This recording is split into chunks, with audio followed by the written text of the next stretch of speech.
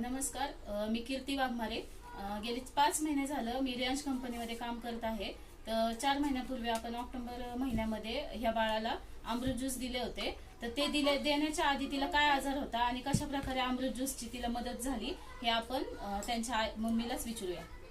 बताइए भाभी, ये जो अमृत जूस लिया आपने, तो उससे पहले इसको क्या बीमारी थी? उसके पहले झटका आती थी इसको, वो कम हुआ और इसको जो सफेद दाग हुई थी पैर में वो भी ठीक हुआ और थोड़ा अब खड़ी होने लगी है ज्यादा.